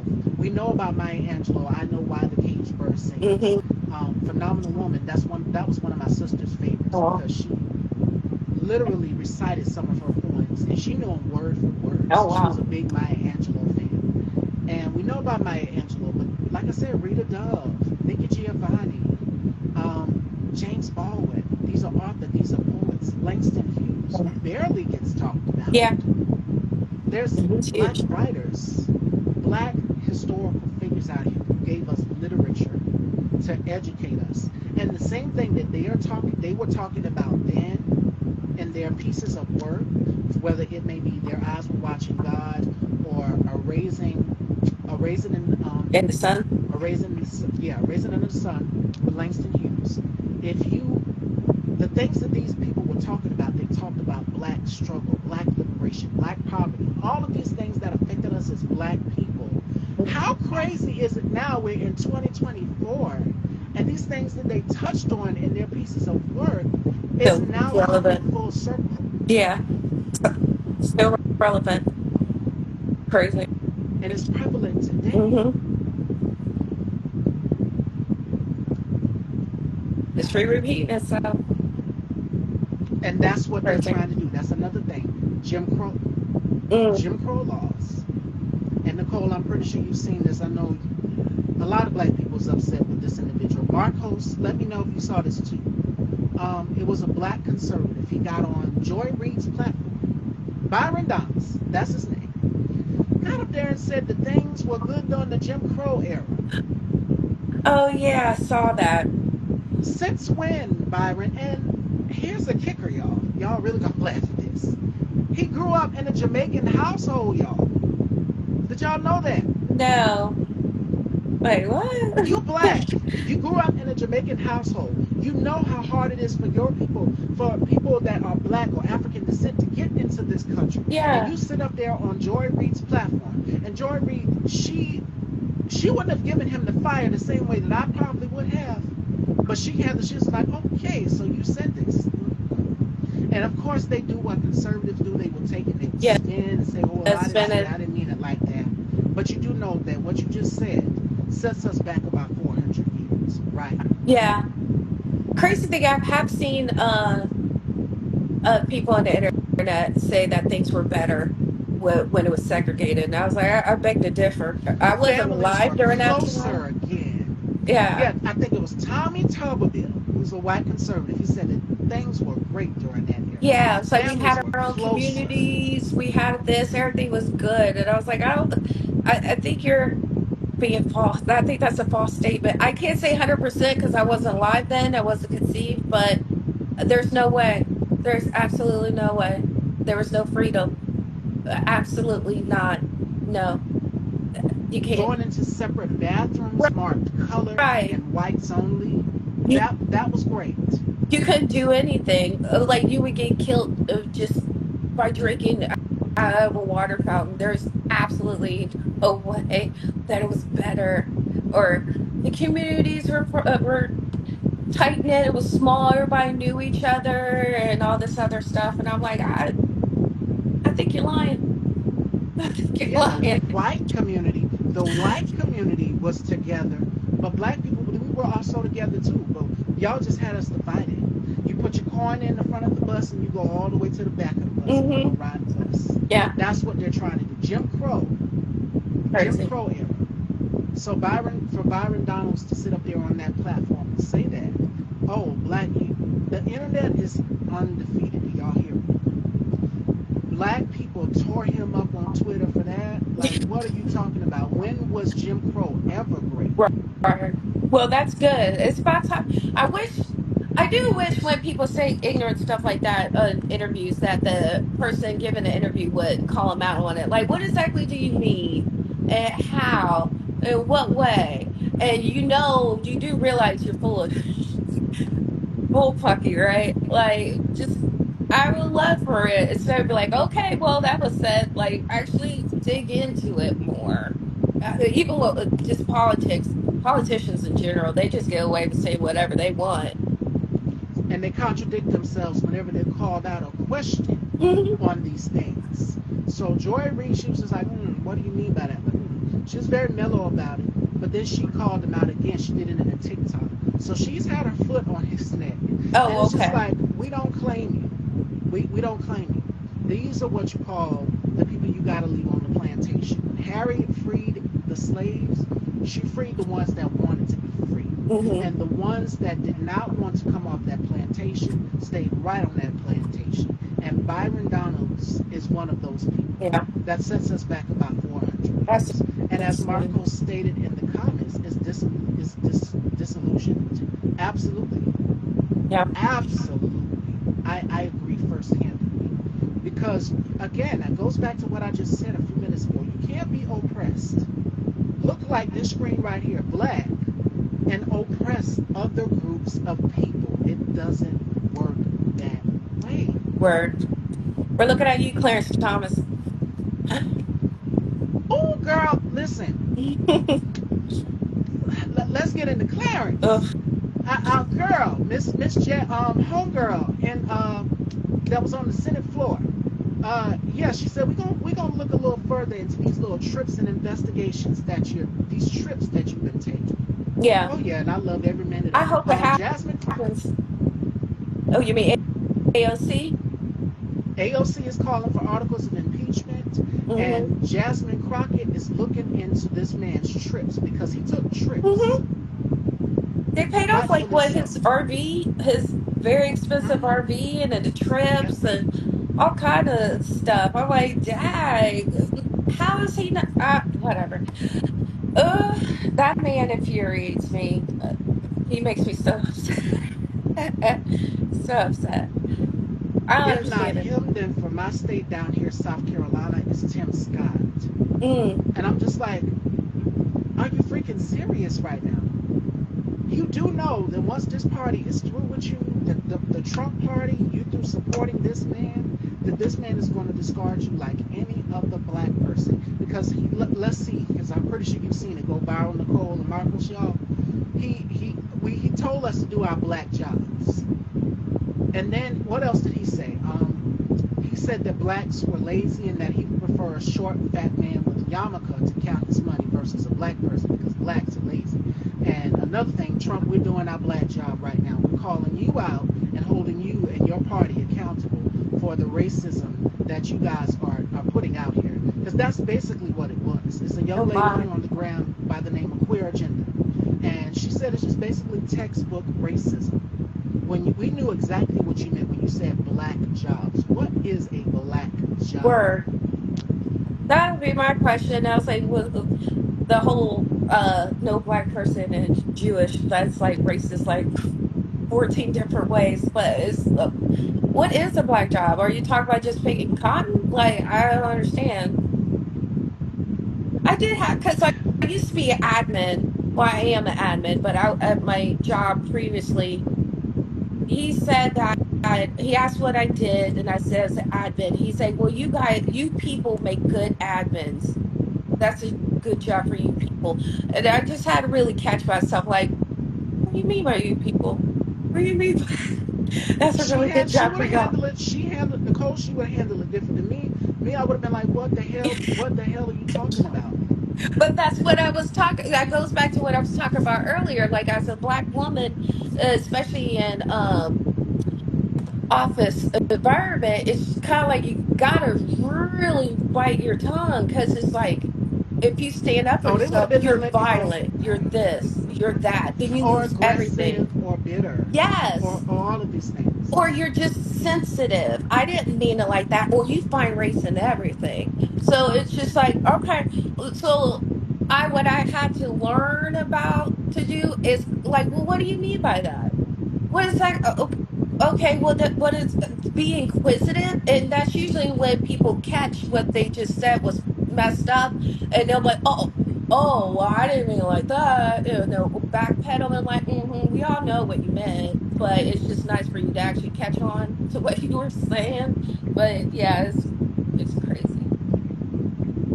Absolutely, it's textbook racism. Hmm. They do it in a way where it just is like, okay, what do you mean by this? And Right. you have to get them to elaborate more. But it goes back to what you said. If you are a black woman and you speak out like how I'm doing, or you're penalized Hmm. for it, you're punished for Yeah, it. 100%. You're this. You go into the stereotypical black woman mode. What loud, violent, aggressive, manly, just hyper violent, just And try to you know what that is? ratchet. When you said manly, that's misogynoir. Yeah. Misogynoir. And for those of you who do not know what misogynoir is, it's like, Stevie, how do you know this? It was a term that is coined by Moya Bailey in 2009, and it is used to describe the sexism, racism, and misogyny that black women experience. So noir means black, Mm, right? Black women. And I give you an example of some women, as I've mentioned: Viola Davis, Monique, project be hits it. And Yeah. we seen what happened with Monique when she spoke out about saying, hey, I know my worth, I'm supposed to be getting paid this. You told me to do the project and I did the project. Now, why am I being punished or penalized for this? Yeah. What happened to Monique was tragic because she didn't do anything Blackballed. wrong. It was so messed up because I'm like, you're ripping me away from my family, and you're saying I have to do this press junket without pay, and that's not what we originally agreed to. And every time you alter the contract, you have every right to renegotiate. Well, since you're adding to this contract, now it's open for negotiations again. And for you to be like, oh, you're a terrible person, you're hard to work with, and now it destroyed a part of her career. Like, what in the world? How's that even fair or right? She did absolutely nothing wrong. It's damn you, Tyler Perry. What did it for me was Will Packer and the Trailers. That did it for me too. He said he was the head nigger in charge. Mm, And all she did was his assistant came in the trailer and was like, well, why do you have, because they was in Monique's trailer. Assistant mm, had her shoes off. And so she went and she got her assistant. And the thing about it is she was telling to him because David E. Talbot, they did the film Almost Christmas. mm, David E. Talbot was there as well too. And they was just like, hey, can you tell someone, let this man direct and do what he's supposed to be doing? Because if you're saying something and then the director's saying something, it's going to get everybody mixed yeah, up. So she spoke out on that on set. His quote was he was the head nigger in charge. And then the trailers caught fire. yeah. I The only thing saw he was that. worried about or concerned about was the Yeah, wigs. Is my I man saw his that on name was Club Shay Holliday. Shay. I was like, what? So again, this Terrible. is the treatment that black women get in this business for being penalized. This is why I created Style by Stevie, my own platform, where I can say what black people and mainly black women are saying as a collective. Because we think things and it's just like, okay, this is wrong. Speak out on Hmm. it. And I don't want to be penalized. I don't have to worry about being penalized or punished or nailed to the Yeah, cross for stating the things that black people are fighting for in this country, which is equality, yeah, which is reparations, which is equal rights. All of these things that affect us as black people, that people have been saying for years and that have been looked over and disregarded.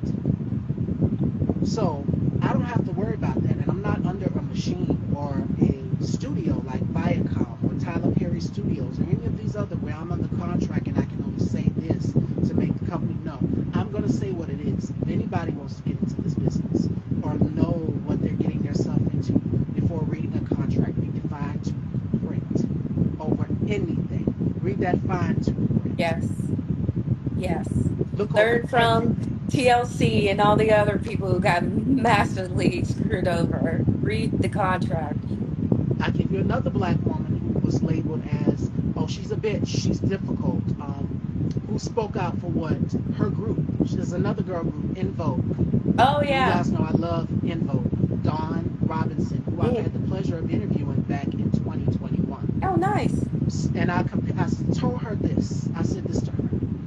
I said, you remind me so much of Left Eye from TLC because you are a noisemaker. You blew the whistle, and you Hmm. said the quiet part out loud. You knew something was wrong with these contracts. You knew that you and your group members were supposed to be paid a certain Word. amount, paid fairly. Why am I looking around and I'm seeing everybody in mansions and houses? And as an actor or as an entertainer, you get concerned like, when is the money going to come in? When am I going to get my cut or piece of the pie? But Yeah. we're looking at you living lavish and extravagant, and I'm not getting anything to show for it. That's basically what she was saying, and she was pushed out of that group, and she was penalized and punished all these years for that. So Mm-mm. whenever black women speak up about fair pay or anything in the workplace or a harmful workplace environment, they're punished or penalized for Yeah. it. And I said, as a black trans woman, I want to make sure that I give both black trans women and biological women and queer people and intersex people and black people, the black collective, a voice here on this platform. I want everybody a part of the black collective to be included and to have their voices heard. I don't have to worry about signing a contract with Viacom or CBS or NBC. And I've had people offer me opportunities, but I'm just like, no, I'm not going to water myself down and tone down my unapologeticness for anybody, Hmm. especially after I've been seeing how much on major productions white actors and white actresses get paid versus, and I think it was Terrence Howard, he also spoke out about it, about how much it costs for an episode of Empire, or I think Lee Daniels paid them fair, made sure they were paid fairly, Oh yeah. and he fixed the situation with Monique. But it was someone else on another show. He said after that, that was Was it. it I'm not seeing Power? anything. That I think so. show Power? Or I heard something weird happening there. Residuals and all of these Yeah. things. You go back years later and you're just like, why am I not seeing anything for my work that I've done years later? Mm-hmm. And that's basically what Dawn was saying. Like, how are the people who formed this girl group, the managers, the producers, the EPs, all of them, they're living in these mansions with at least 8 bedrooms, 9 baths, or even more. I mean, big, beautiful mansions. And we're Hmm. just like, wow, so this is what my money bought you. Right. So it's important that you read over that contract with a fine tooth comb. Read Absolutely. over every word for word. I'm not contracted with anybody. So guess who runs Style by Stevie and who's in charge and who is, if anything happens as a liability, that falls on me. Right. I trademarked this name and everything, and I have the paperwork to show that I trademarked. But I made sure also that I was careful how I used my platform. I didn't want to Mhm. go out here and give people misinformation or anything. I want to make sure that I provide people with the truth, because black people for so long we've been told, no, you don't need to learn about this. Just sit back and we'll handle the Yeah. rest. Yeah. Especially if you're an actor or if you're a singer or anybody that is in this entertainment business, Oh yeah. they'll tell you what, just sit back and let us do the work. So if you're a woman in the business too, that's another thing over there. They'll tell you, oh, you just sit back and look pretty and sing songs or do the acting on screen. Yeah, we But got what you you. don't realize is that for women, for us, guess what? We gotta have hair, we gotta have makeup, and who was it? It was Glorilla. Glorilla said this at her Tamron Hall interview. If an eyelash or a tooth is missing, people will point it out, and Yes. they will critique a woman on every single thing. So that's why when I come on doing these interviews with y'all, you can't see I didn't look my best, or the same for Nicole, an actress being on set. You can't say she didn't look her best. Yes, you have And I had to the be on same point. conversation with actress Shauna J. And she said this, that they, a little darker than I am. We're both about the same complexion.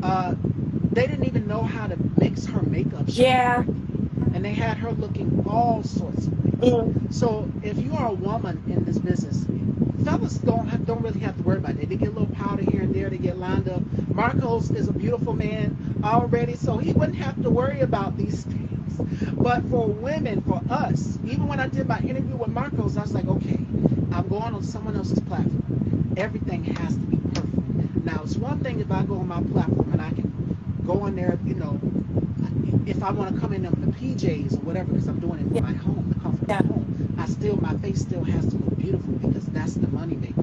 That's what people pay attention to. Mm. And that's what draws the people in, is your face, your beauty, your energy. And we thrive. Your currency is your beauty in this business. And Yeah. if you are a woman in Fortunately. this business, let alone you go on without an eyelash. An eyelash could be hanging down. You could be missing a tooth. You could have broccoli in your teeth, lipstick on your teeth, anything. The audience will point it out. So Oh when I yeah. come on, I make sure that my hair, you can't see that it's a wig or it's lace. Like today, you can't even tell this is a wig because of the way it's Yeah. styled. Yeah. But the thing about it is, it's about perfection. It's about beauty. For women in this business, it's a little bit harder. Yeah. And that's another thing. The pressure was on when I went on Marco's platform and when I went on other platforms. I'm like, okay, everything has to be perfect. Lighting, hair, makeup, everything, clothing, all of these things has to be perfect with the Mhm. details. Getting campaigns for designers and speaking out on engagements, that's another thing. It was 3 black women who are designers who spoke about racism in the fashion industry. And it goes on there too, not just in the Oh, entertainment I'm not side, surprised. with actors and in the music side. but it happens in the fashion business too. Yeah. And me working in the fashion and the beauty industry, I'm seeing these things firsthand, reading these stories where designers are being called out on the racism in the business, Hmm. in the fashion industry and in the beauty industry. And the lack of, in the beauty industry, is the lack of shades of Yeah. foundation that fits the for the brown girl. What is that one that they came out and it was just pure pitch black? I forgot what brand that was, where the foundation was just I seen black. the TikTok video. Yeah, I was I just know exactly which one you're talking about. like, I'm oh like, my. why? Yeah, that was a hot You mess. you have women who are that complexion, but it's just like, no, No, they have an absolutely undertone not. though. That was just pure straight black. Like, where's the cool? Where's the warm? It was just like that's just black face paint. But yeah, it's crazy. And the thing is, like, as a woman, like men, black men, it's hard for them as well. I can't really speak on that because I'm not a black male, but as a black female, it's like you're dealing with the normal racism, but also when you get on set, it's kind of like your fair skinned counterparts are getting their hair and makeup done. And when it's your turn, they open up their palette and it's just like they have absolutely nothing that matches your skin tone. So they're trying to make things up or create these new colors out of what they have. And sometimes it is a hot mess. So you're just like, I look crazy. And then even sometimes they are prepared. Like you could be lucky and actually get someone who has worked with black skin before. So they are completely prepared. But there's sometimes that they don't know how to light you because black skin absorbs light. And especially if you're with someone else that's of a fair complexion, that throws things out of whack. So they're like, I don't know, you either look so dark, you look almost invisible, or if your other person is just so white, they look like the light of God is shining on them. It's crazy. So I've learned to make sure I bring my own makeup that I have from home. Oh yeah, Marcus says that. So you bring your own makeup from home, and just in case things go messed up. I learned my lesson once, and that was good enough for me because I look crazy. And that's quite a black that even in the fashion industry. I've sat with models here on this platform, and I've had the conversation with them as well. And I said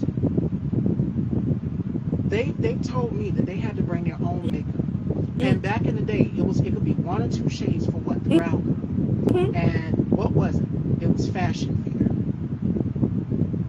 It was all of these other brands, Revlon. There was barely any shades for the African Oh American yeah, woman. But then Revlon created something called Color Style. You guys remember that? It was way back in the 90s, I and think it was so. specifically geared towards African American Mm, women. And then Maybelline came out with something called Shades of You. Tyra Banks was the face of it. So all of these brands outside of the traditional brands started creating brands for the African American skin tone. yeah, Then years later, fast forward, who gave us 50 foundation shades? She is one of the baddest fashion icons in the world, and I love her. right, And she's one of my right, style influences, right, Rihanna. right, yeah. Rihanna. And then as She, she what I, started that, yeah, everybody followed along in the trend, makeup forever, and then you had Kylie them following along and tagging along on the trend, saying, "Hey, we want in on this too. We want to make sure that every color is represented." yeah. I've noticed that too. Like, when I was younger, as a black person, it was hard to find any products for you. Hair, good luck. Hair textures. Especially hair, especially if you rock natural hair. Around the 90s, even early 2000s at the beginning, it was just like, oof, oof, good luck. Now it's just like, it's booming and just choices everywhere, which is wonderful. It's also intimidating because you don't even know where to begin. It's so many brands. So many, and they're like, for your different hair textures and high porosity, low porosity. It's just like it's all over the board. So it's just like, oh my gosh, I feel like I'm studying for the SAT to know what type of hair product to get. I have to know all these different things. Like, what's my hair texture? It's just like, I don't know. Before, when I was younger, it's just like the derogatory term nappy. It's just like now it's just like it's all these different things, which is cool, or bad hair and good hair. And like now it's just like all hair is good. And these are the differences. So it's amazing, but it's also like, oh my gosh, there's just so much It's a out lot there. and It's a lot. discouraging for us as black Yes. people because everybody has different hair textures. You're going to have one that's going to have 3C hair, one that's going to have 4C Hmm. hair, one that is going to have hair that is very coarse. My hair is very fine. Underneath Ah. this wig, if I was to take it off, you would see me with the cornrow braids like Queen Latifah, Cleo, and set it off. I would have those braids up under here. It's braided down. I'm Where? relaxed. So even with my hair being relaxed, and I relax my hair because I'm always on the go. I'm always convenient. My mom is natural. Mm. My sister was natural. She had very thick, coarse hair. I have very fine hair. My mom also has fine hair. So for me, finding products, what do I use? I use Taraji P. Henson's line. I use Kenya Moore's products. Mm. I use Kim Kimball's. Kim Kimball has done every black woman in Hollywood from Beyonce to Mary to Vivica Fox. She's done it. She's touched everybody's hair. Oh wow. So I try to support black-owned hair care Hmm. brands as well too. It's Yeah. important that we support these celebrities who are pushing their black products. Now, and Beyonce, it's difficult. Everybody's coming out with hair products now. Yeah, it You got is. Beyonce, and I showed my mom when Rihanna launched her line. She said, "Oh, everybody coming out with hair products." Yeah, Beyonce with hers, and there were mixed reviews about it because it's just like you have people who have 3C hair. Will it work on my curl pattern or my Hmm. curl texture? And I was shook watching the results of people try her product. I'm like, now I want to try it. And Oh now yeah. Allure magazine, which is the leading beauty magazine in this country, has named her products some of the best, especially her conditioner.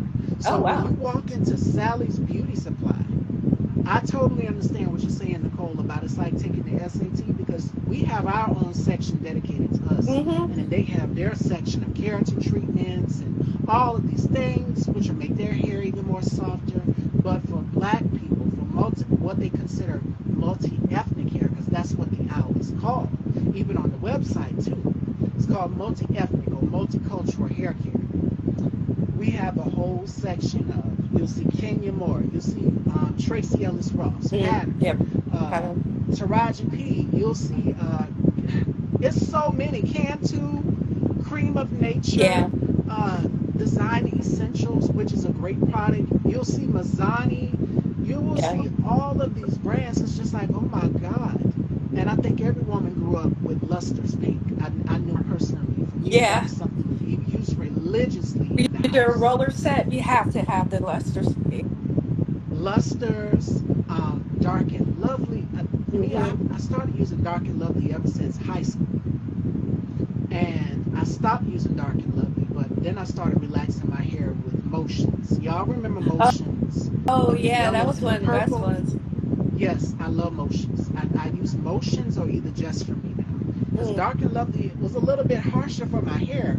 And then I noticed some breakage. I'm like, what's going on here? So at the time, because I was wearing it so short, I wore a real short crop cut. Like, you remember how Grace Jones would wear it? I used to wear that when I Yes, first the started. I used to wear a queen. mohawk. Yes. And the shaved sides, and my barber, he said, you got to cut it off. You got to start all over. I said, oh, man.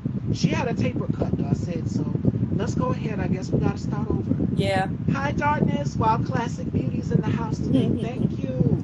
I had Welcome. to do We're, that before. The whole yes, shaving it off and just like, the big chop.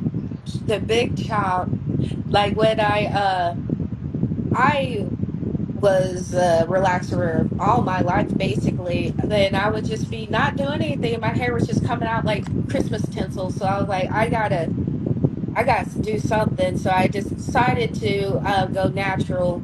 And I was just like, after a while, started growing. It's like I have my And it's natural. freeing. When you do the Yes. big chop, it's My freeing. And let me, my beautician didn't want to do it for me. She was afraid that I would dye my hair. I mean, dye my hair, perm my hair. She was like, no, it's gonna be too much of a change, and you're not gonna like it. And I was like, no, I'm done. Get the Cut it perm off. hair, because it Cut was it off. just weird. Because you have your natural pattern, then the straight at the end. It was so strange. And I was just like, just cut it off. And when she did, I was like, oh, thank God, It's it's gone. freeing. And let me Yes. tell you who I saw do it just recently. She had her signature pixie cut when she first came out, and that was Toni Oh, Braxton. When Toni yes. Braxton decided to go a little bit shorter, I said, okay.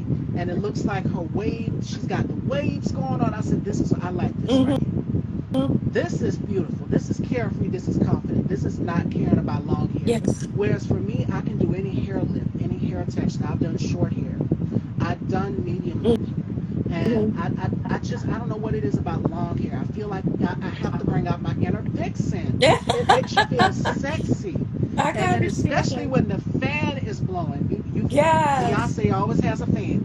So I'm seeing everybody do the fan right along with Beyonce. The TikTok challenge, everybody's doing it because she's known for having her hair blow in the wind when she's performing Yes. on stage.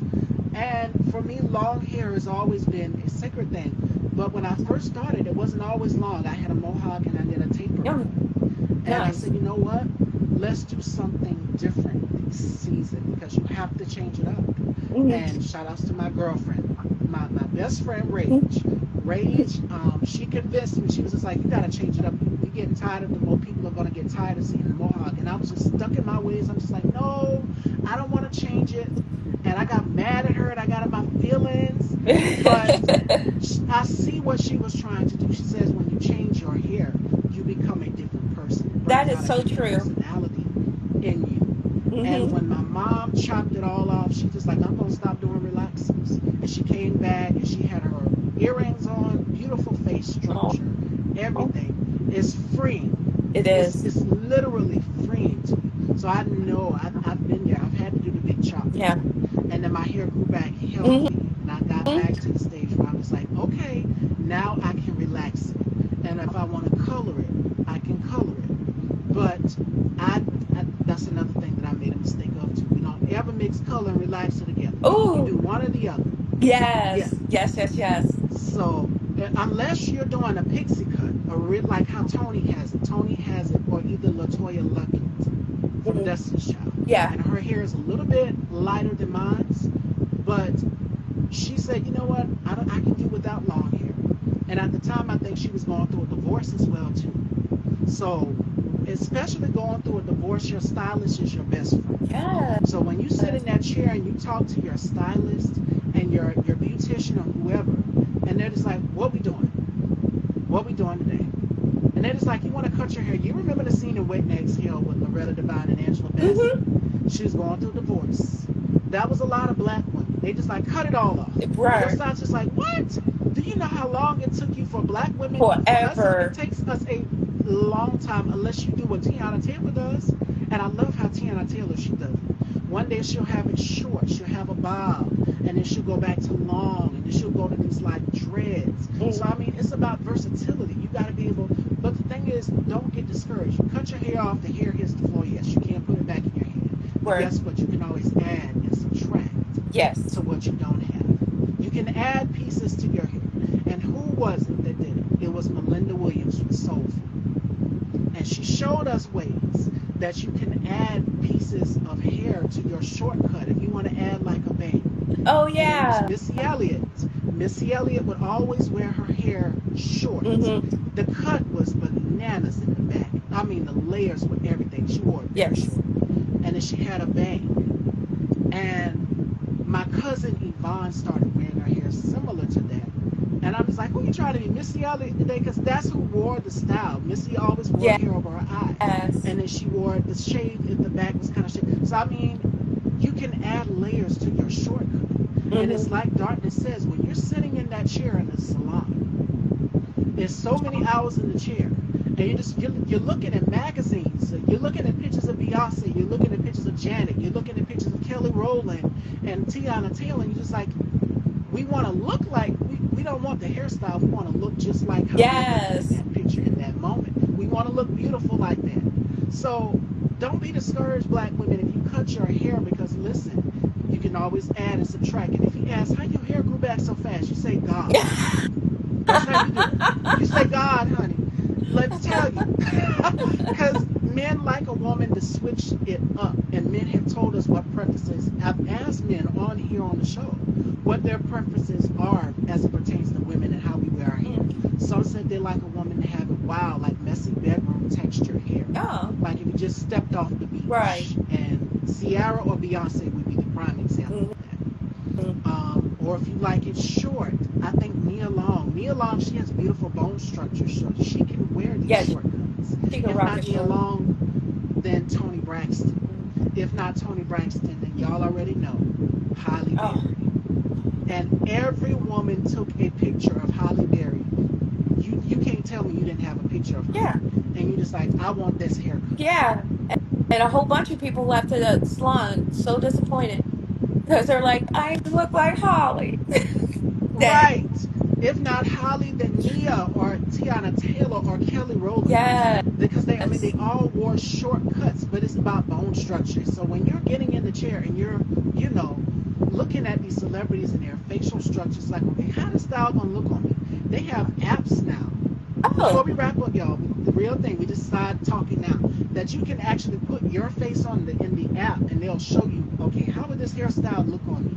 Or how would this look on me? Or how would a bang look on me? And I have brown eyes. You can't really see it on camera. My eyes project black on camera, but if you were to see me in person, you'd be like, oh, her eyes are brown. Yes. When I do bangs, I've noticed, and my brother K2, shout outs to him, he says, we like you with black hair better. It is something about black hair on me that makes my mm, eyes pierce a whole lot more. So you start noticing your features start to change, and it's yeah, beautiful. yeah. Wow.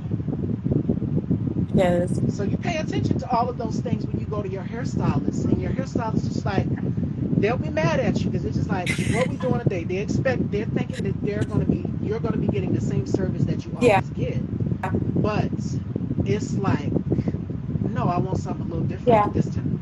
I Change it want to try up. something different. It's funny It's about you versatility.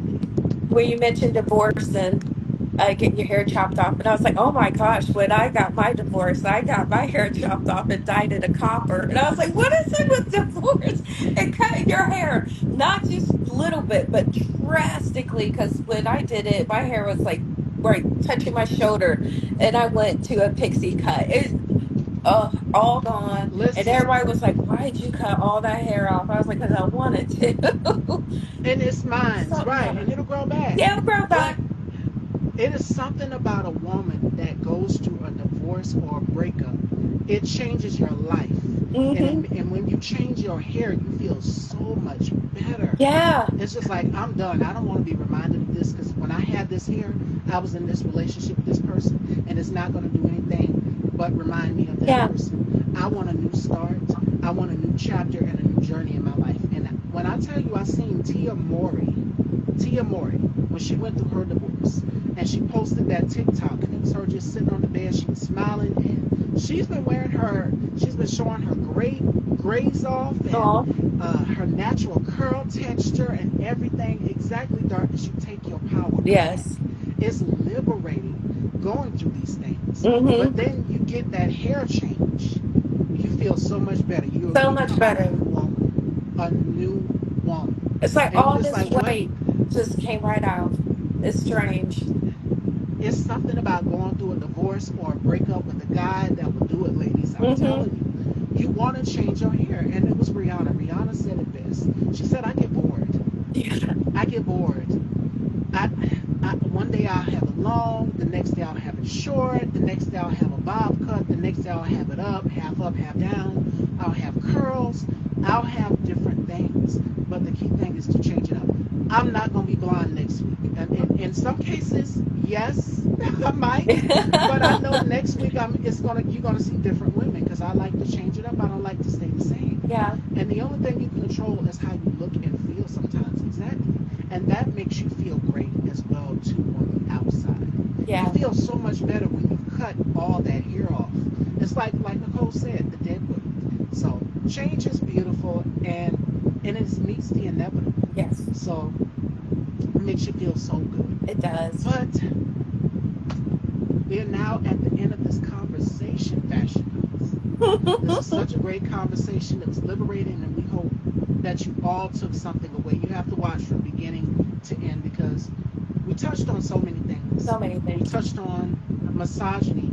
We touched on systematic racism and oppression. We touched on briefly Project 2025, which I'll touch on throughout the week with some of my guests. We touched on Abortion. black-owned businesses. Yes. Also, we touched on a woman's rights to her body. Mental health. We touched on all of these things, mental health. So you got to watch this from beginning to end. This is like an hour-long conversation, and it will be uploaded to Style by Stevie Daytime on YouTube. If you have not, please head on over and subscribe so you can see the full conversation in full effect. You can catch it here also on Instagram as well too.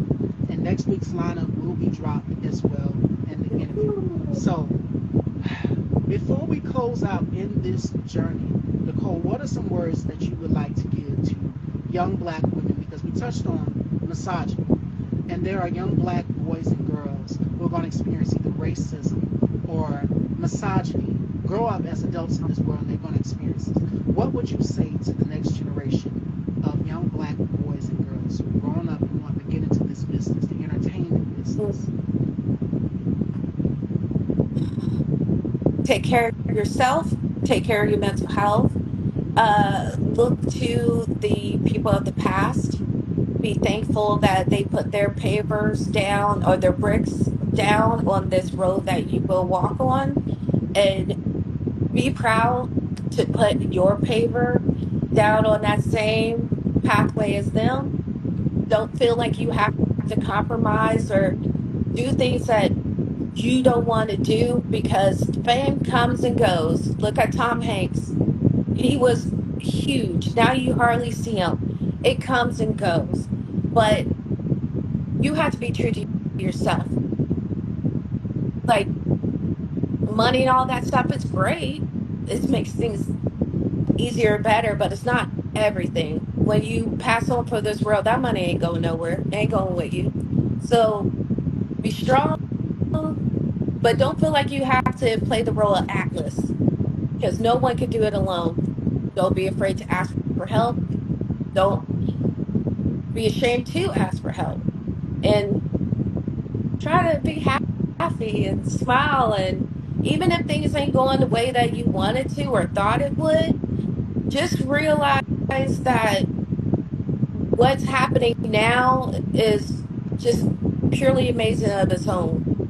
And yeah, take it one day at a time.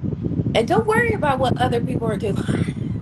And just because you see somebody else your age or a little younger just tearing it up, that has nothing to do with you. They have their life, you have yours. Be sit comfortably in your skin. That's so important. And that's about it. And today's final thought comes from one of the activists that I mentioned, James Baldwin. He says this: it is certain in any case that ignorance allied with power is the most ferocious enemy justice can have. As Nicole just mentioned, everything that is going on, this Project 2025, this election coming up, do not be discouraged.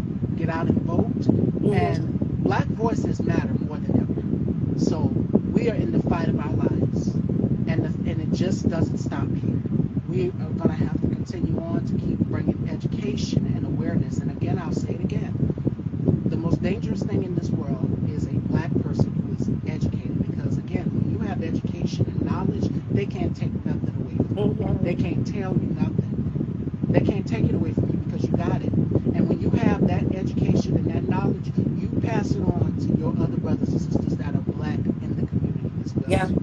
And I'm gonna keep passing on much knowledge and education on down on here on my platform, using my platform to do it, to educate black people on what's coming up and what they are trying to do.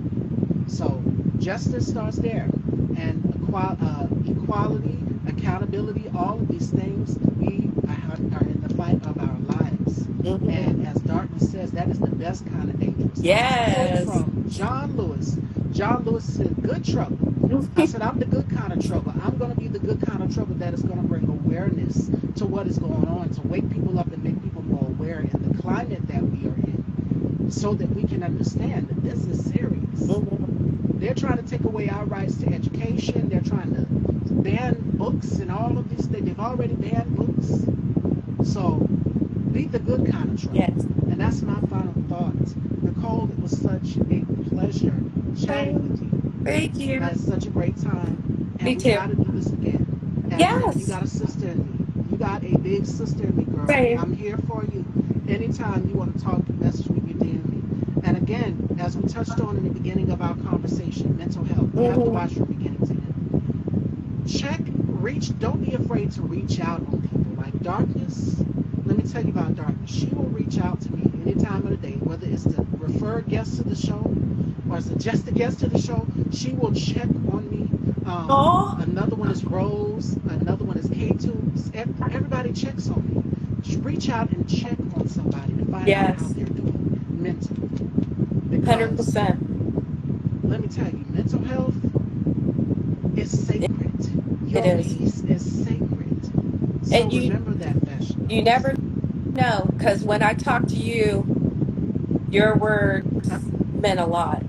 Like you have Yeah, no idea. Like for real.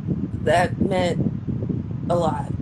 So yeah, check in anytime. on people. Thank you for everything, Stevie. Being so patient and compassionate. That's You welcome. I was like, when you told me, I said, girl, I get it. I understand. I'm black.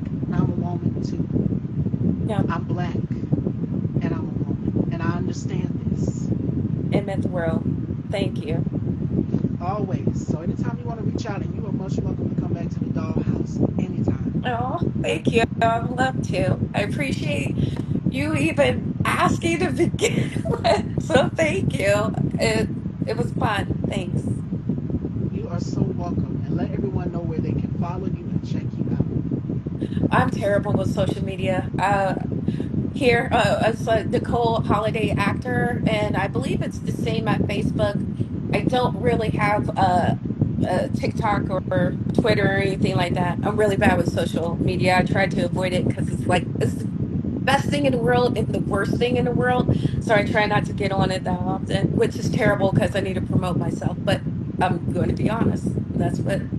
That's what it is. And Darkness says she follows you. Oh, So you got some followers from this conversation thank here. you. They're engaging. Thank So you. again, fashion dolls, remember, don't sleep, stay awoke and aware to what's going on in this world. Hmm. Educate yourself, you have not. I love you all. We are going into the weekend. Joining me next week, we have Dame Smith. It is summertime, and he's going to be giving us some tips on staying healthy for the summer. And I will see y'all next week, fashion dolls. Guys. I love y'all, and y'all stay awake, aware, socially conscious to everything that's going on. Again, do not get discouraged. You got this. Your voice matters.